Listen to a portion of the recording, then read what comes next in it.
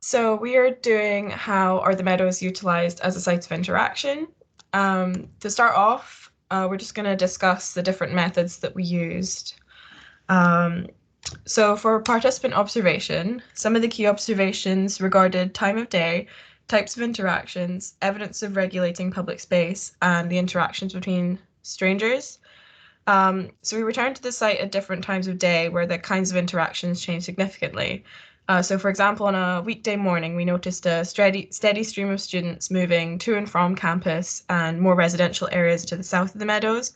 This was mainly a solitary activity, as many moved from point A to B with headphones in rather than stopping to look at the scenery, chat, or get a coffee. Um, and due to the meadows being surrounded by accommodation of both halls and private rentals, there's this like palpable presence of students in the area. However, when returning in the evening around 5 p.m., the atmosphere was more tense and busy with a kind of rush before the sun sets of like sports meetups and joggers overtaking us. Perhaps this was due to our perception that the meadows is unsafe at night. However, it's important to recognize that the observed sense of unease may be due to our positionality. So, for example, my perspective of the mood and interactions is shaped by my experience as a young woman, and I personally feel uncomfortable, even unsafe, walking at night. Um, and as it's a popular green space in the city, we observed a diverse range of activity.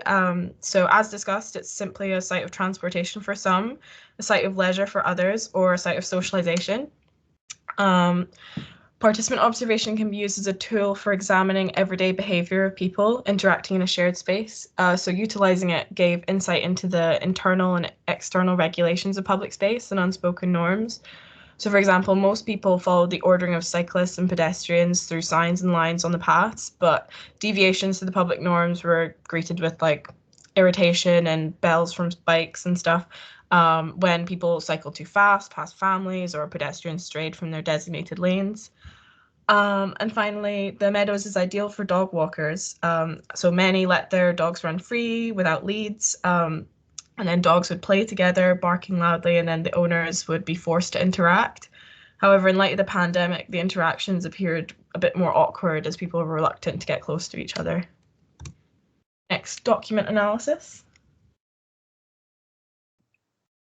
We looked at documents which used the meadows as a site of political protest. One of the articles that we found was related to anti-lockdown protests. And the first article was discussing the confrontation that took place when the police sought to shut down the protesters. And the second article related to the arrest of 5 campaigners. Both articles, we identified that the author took a slightly different stance, and this was demonstrated through the language choices that the author used. So the first article, it was more of a biased account, using quotes like COVID denier, accusing the government, best attempts and trick the police. And these language choices set like a disapproving tone from the author, whereas the second article was more objective and it gave sort of a fact-stating narrative and used quotes from policemen, which potentially could add credibility to the account. As mentioned by Grant, documents don't just have to be text, but don't just have to be written text, but can be visual as well. And it was interesting to see that the first article included photos, Twitter videos, and hashtags, which added depth to it. So one of the key observations was thinking about the interests behind the author. And these two articles did show contrasting interests. So kind of concluded that the first author gave a more disapproving tone of the protests, whereas the second author gave more like gratitude to the police protection. And yeah, that was about it.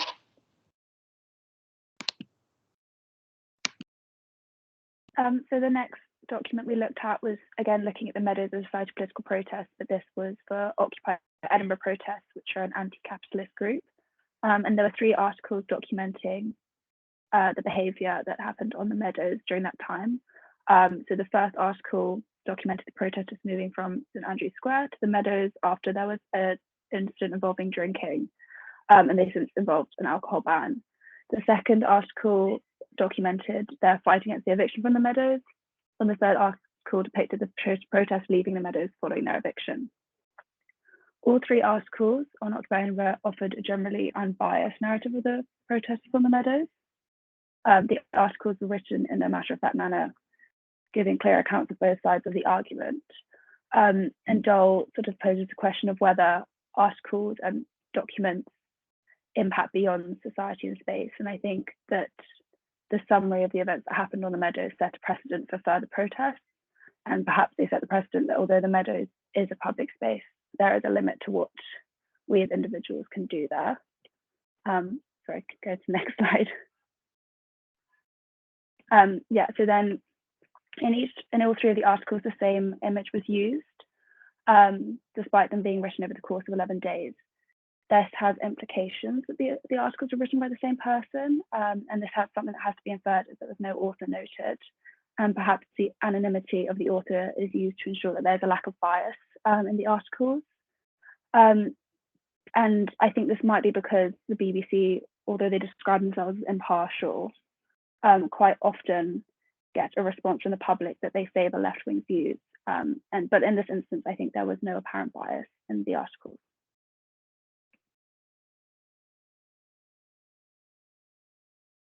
And then lastly, we did social media analysis.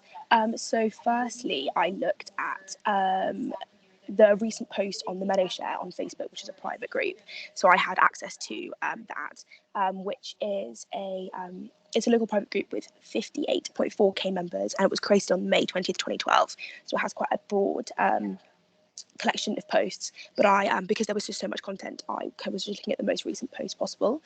It's in constant use. There was 2,450 posts within the last month and 173 new members in the last week, just highlighting kind of how big the group is and how much data and content there was there. And it's kind of used as a modern notice board to give things away, bring attention to local issues or events and local jobs or lost items. And its top topics are hashtag Edinburgh and hashtag community. For ethical reasons, due to lack of permission regarding posts from correspondence, I've made them anonymous to remove the people that posted them, and because I don't have ownership of these posts, so I wanted to make them anonymous.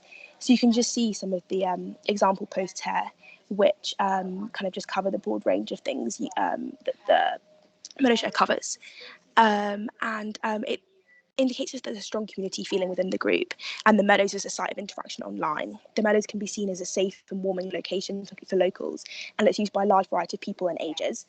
It's a safe space for interactions as the group is private and has rules, and you'll be removed from the group if these rules are not obeyed. And it's used kind of, I would say it's argued to be used more than the physical bulletin board that we noted that we know that's on the Meadows, just because I think of the speed of interactions that can kind of happen and how it's easy to contact people all over the city through the Meadow Share. And then next I went on to look at Twitter, and again I created this specific to the hashtags Edinburgh and the hashtags the Meadows. So this is just a few examples of the most recent tweets that were done with these hashtags. There's a lot less content on Twitter than there was on Facebook, and it seems to be more relative to just the locals using it, and it's a mixture of words and photos. The first image here can be seen that it's a repeated post that posted a couple of times this year already, and it's about connecting local dads on a walk around the Meadows. And then you can also see on the other post picture that is it was a photo drawing attention to a pop-up stall that was led by a cycle campaign. So these posts draw attention to local events and place the Meadows as a site for social interactions, and specifically sporting or kind of walking around. And that seems to be a trend that we were seeing kind of in the participation observation that the Meadows is a site for sporting and socialising. And then the other types of posts that we're seeing were specifically nature posts throughout the year and throughout different seasons. And these seem to be more posted by locals. And again, just kind of locating the meadows as a place of natural beauty and calm within the city, which is kind of walked through for, as again was seen earlier, for commuting purposes and also for leisure. And then Instagram, again, I went through the hashtags of the meadows and the meadows in Edinburgh, and you can see the number of posts that were posted. So these seem to be more aesthetic photos rather than just highlighting that there were things going on. So, and there were also, so yeah, we can see a lot of like the nature photos. And then also that there was promotion of local businesses, so such as Wanderers Needed, which is pizza, and then Uplands Roast Coffee. And then all of the top posts seem to be people socialising on sunny days. So clearly the weather influences the kind of posts that get posted. But again, the Meadows is a site of social interaction. And then there were also another types of posts, such as the one on the left here, which was about Reiki runners, and it was promoting a meetup, a casual run, and then grabbing a coffee. And that just highlights when it's going to occur. And then also the promotion of street art, which also indicates places the site as very sporty. Twitter and Instagram display quite similar perceptions of the meadows, but I think they were used by different people. Younger people seem to be on Instagram, whereas Twitter seemed to be quite highlighted that it was potentially older people or families that that seem to use that social media the most. So just to quickly sum up the methods that we used. So first, for participant observation, Katz warns against researchers using the field as distinct, as it can lead to like fetishizing the landscape from a disembodied perspective.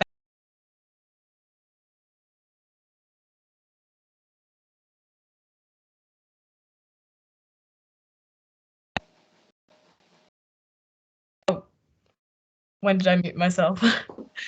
Sorry, I'll just continue.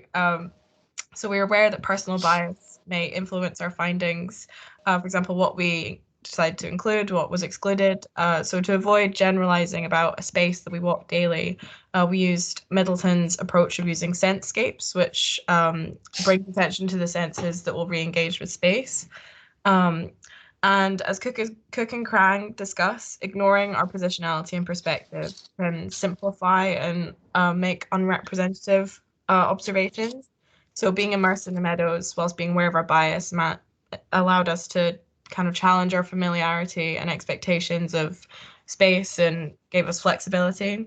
And finally, England encourages using a reflexive approach as it narrows the division between researcher and the researched, opening up a shared meaning of space, which was very important to our research question. So using stream of conscious field notes aided documenting that shift from observer to participant, since we are students commuting from class or work and we are locals enjoying the green space. Yeah. Unlike participant observation, we evaluated that document analysis had the benefit of being non-obtrusive. And so this meant that, well, within documents, the data has already been collected and interpreted by the author, and therefore you're just reading an already interpreted account. And this meant that you didn't really have to worry about your own positionality within the field, and it avoids the complexities of being reflexive. However, it is also important when you are reading a document that you situate it within the context that it was written and think about the influence of the author. We also observed that document analysis is quite good when you're wanting to triangulate methods, as it can be used as empirical evidence to supplement another method. So with participant observation, if you're observing, let's say, protests happening, then you can also use articles about these protests to then supplement your observations. We also, when we were analysing our documents, we were aware of the fact that when someone has written a document, the content has been consciously intended, as Dole states, and thus while researching and reading, we asked ourselves who was writing, why they were writing, and who they were writing for. And a benefit definitely of doing document analysis is that it takes a lot less time than other methods, as it's data selection rather than data collection. And this meant that once we decided what we wanted to analyse as a topic, which was the Meadows as a space for political protest, the data was relatively easy to find. And many documents nowadays are available due to the invention of the internet, so there's often an official record of public events, which means that document analysis is an excellent method when looking at past political events. And then we observed with social media analysis that it was incredibly easy to use, especially to see large amounts of data and very diverse types of data, whether that was text or photographic. And they were obviously personal to people that live in the area or tourists that come into the city. However, as I mentioned earlier, I couldn't get consent for images or the posts, and that was why I used anonymity instead. And that the photos were highly idealized and therefore the perceptions were quite biased. Although with this, that is the nature of social media, so that was taken into account when looking at the images. And also due to the amount of data, it was tricky to narrow things down to particular moments. But I think it was very useful to be able to see how locals experience the Meadows kind of in specific to their social media tastes.